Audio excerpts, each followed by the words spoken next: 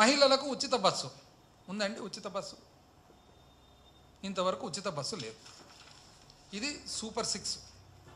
ఈ సూపర్ 6ను పెట్టుకొని ఈరోజు ఎలక్షన్లకు పోయి ప్రజల ఓట్లు పొందిన తర్వాత ఈరోజు ఏ కోశాన అసలు దిగులే లేకుండా చేసేసినాం పెట్టేసినాం అని అనుకుంటా సరే ప్రజలు గమనిస్తూ ఉంటారు కాబట్టి మనం చెప్పగలిగినదేమి, ప్రజల తరఫున ప్రతిపక్ష పాత్ర పోషిస్తూ ప్రజల తరఫున ప్రభుత్వానికి వాళ్ళ బాధ్యతలు వాళ్ళకు చెప్పడం అన్నమాట.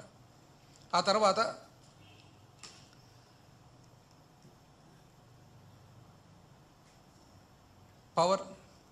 Power tariff. అసలు పవర్ గురించి వచ్చినట్లయితే ఏమంటున్నారు, మా ప్రభుత్వము సరిగ్గా కరెంటుకు సంబంధించి గత ప్రభుత్వం మళ్ళీ 21 సార్లు ఎన్నోసార్లు అయితే గత ప్రభుత్వం విధ్వంస చర్యల ఫలితంగా ఏది జరిగినా గత ప్రభుత్వం విధ్వంసమే. ఏం విధ్వంసం కానీ మీరు ఎప్పుడు ప్రభుత్వం ఏర్పాటు చేసుకున్నా ఏదో ఒకటి న్యాచురల్ విధ్వంసం జరుగుతుందన్నమాట. గత ప్రభుత్వం విధ్వంస చర్యల ఫలితంగా ఇంధన రంగం నాశనమైంది. గత ప్రభుత్వం ప్రమాణ స్వీకారం వేదిక నుంచి విద్యుత్ కొనుగోలు ఒప్పందాలు రద్దు చేసి ఇది చెప్పినారు కదండి. ఇప్పుడు వాస్తవాలు ఏమంటే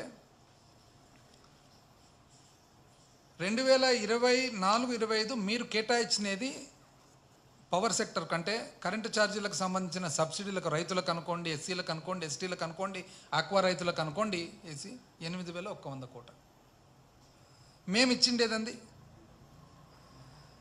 2018-19 మీరు కేవలం 2,138 కోట్లు మాత్రమే సబ్సిడీ, కరెంటు సబ్సిడీకి మీరు ఇస్తే 19-20 11,590 అంటే 11,600 కోట్లు మేము ఇస్తే 20-21 కోవిడ్ మూలంగా ఇబ్బందుల్లో కూడా 6,110 కోట్లు ఇస్తే 21-22 11,500 కోట్లు ఇస్తే 22-23 18,250 కోట్లు ఇస్తే 23-24 ఇంచుమించు 15,000 కోట్లు ఇస్తే మీరు 8,000 కోట్లు ఇస్తారండి.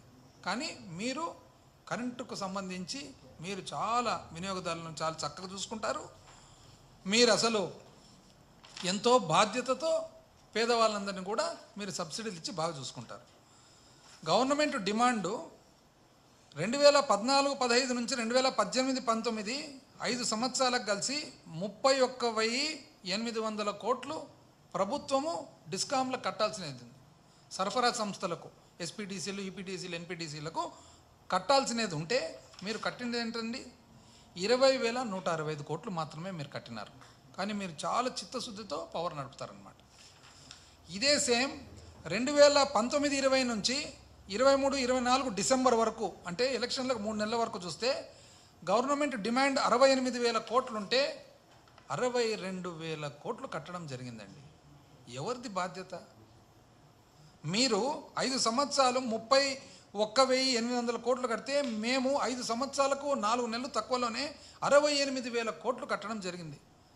అంటే ప్రభుత్వం ఎప్పుడైతే కట్టవలసిన బకాయిలు కడతామో అప్పుడు ఆటోమేటిక్గా కరెంటు సంస్థలు ప్రాఫిట్లో నడుస్తాయి. మీరు కట్టనందుకు నష్టాలకు పోతే మేము కట్టినందుకు మీరు వచ్చి మాకు చిత్తశుద్ధి లేదు అని అంటారు. దీనికి ఎవరు చెప్పాలా ఈ సమాధానాలన్నీ? అంటే ప్రజలు కూడా ఏ విధంగా ఎన్ని రకాల అబద్ధాలు వాళ్ళు చెప్పినా కూడా నమ్ముతూనే పోతున్నారు. అయ్యా నిజాలు ఇవి అని చెప్తే ఇవన్నీ పేపర్ల నుంచి వచ్చిన నిజాలు కదా. అసలు ఏ విధంగా మీరు గొప్ప నగరం అమరావతి మంచిది, సంతోషం, అందరికీ సంతోషమే. కానీ వరల్డ్ బ్యాంక్ వాళ్ళు చూస్తే వెనకడుగేస్తున్నారు. ఎందుకు? ఇది ఫ్లడ్ ప్లేన్, ఇది రివర్ పక్కన ఉండే ఫ్లడ్ ప్లేన్, ఎప్పుడైనా ఫ్లడ్లకు గురైనది. మీరు చూస్తే అప్పు మీద కడతామంటున్నారు. అది మీరు చూసుకోవాలి, ప్రజలు గమనించాలి, అప్పులు ఇచ్చే బ్యాంకులు కూడా చూసుకోవాల్సిన అవసరం ఉంది. అదేవిధంగా ఇవే కాకుండా పాత ప్రామిసులు ఒక్కసారి చూడండి. ఎందుకంటే ప్రతిసారి కూడా ఆ ప్రామిసులు ఏ విధంగా అవుతాయి, ప్రతిసారి సునాయాసంగా చెప్తారు ఎలక్షన్లప్పుడు, ఎలక్షన్ల తర్వాత సునాయాసంగా దాన్ని వదిలిపెట్టేస్తారనమాట. ఇంతకుముందు 2014 ఎన్నికలతో ఒకసారి చూద్దామండి. వ్యవసాయ రుణాల మాఫీ అన్నారా? 87,000 కోట్లు మాఫీ ఖర్చు అయితే మీరు కేవలం 15,000 కోట్ల అరవకొర ఇస్తారు. 87,000 కోట్లు మీరు చెప్పిన ప్రకారం ఇస్తే రైతులందరికీ రుణమాఫీ చేయడం జరిగింటుంది.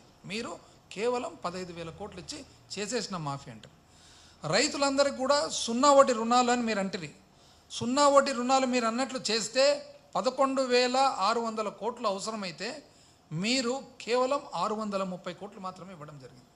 11,600 కోట్లు మీరు ఇచ్చిన వాగ్దానం ప్రకారం రైతులకు సున్నా వడ్డీ కట్టాల్సినది ఉంటే కేవలం 630 కోట్లు మాత్రమే మీరు కట్టడం జరిగింది.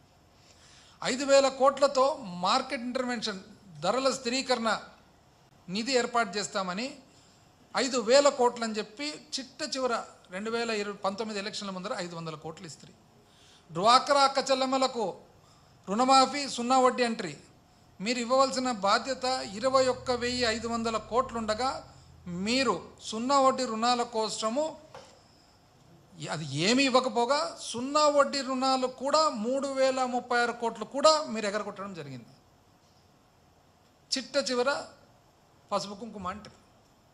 అంటే మీరు అక్క చెల్లెమ్మలకు మీరు ఇచ్చిన మాట ప్రకారం 21,500 కోట్లు ఇవ్వవలసి ఉండగా మొత్తం ఎత్తేస్త్రీ. 3,000 చిల్లర మీరు సున్నా వడ్డీ డబ్బులు అది ఎత్తేస్త్రీ. అయినా కూడా 2024లో మళ్ళా మీ చాకచక్యమేమో కానీ మళ్ళీ నమ్మించుకోగలిగినారు. 15, 18. కాపులకేమో 5 ఏళ్లలో 5,000 కోట్లు అంటారు. మీరు ఇచ్చినది 1,340 కోట్లు. ఇంకా చేనేత రుణాలు, పవర్ లూమ్స్ మనకు తెలిసిండేది. నిరుద్యోగ యువకులకు మీరు 1000 నుండి 2,000 వరకు భృతి ఇస్తామంటారు. అసలు ఏమి ఇవ్వకపోగా చిట్ట చివర 2019 ఎలక్షన్ల ముందర కొద్దిగా ఉండి లేక ఇతకాల ఎవరికి ఇచ్చినాము అనేది ఆ విధంగా చేస్తారు. అయితే మీ చాకచక్యమేమో కానీ నిజంగా ఇది ఒక్కసారి పాత రోజులు కూడా గుర్తుకొస్తున్నాయన్నమాట. ఒక్కసారి పాత రోజులు అంటే పెద్ద ఆయన మహానుభావుడు రాజశేఖర రెడ్డి గారు, అదేవిధంగా పెద్ద ఆయన రోసయ్య గారు ఇదే వ్యవస్థ ఇదే పద్ధతి గురించి ఇంతకుముందు అనేది ఒకసారి చాలా చక్కగా రిలవెంట్ ఒక్కసారి ప్లే చేయండి రోసయ్య గారిది. ఆ తర్వాత మళ్ళీ రాజశేఖర రెడ్డి.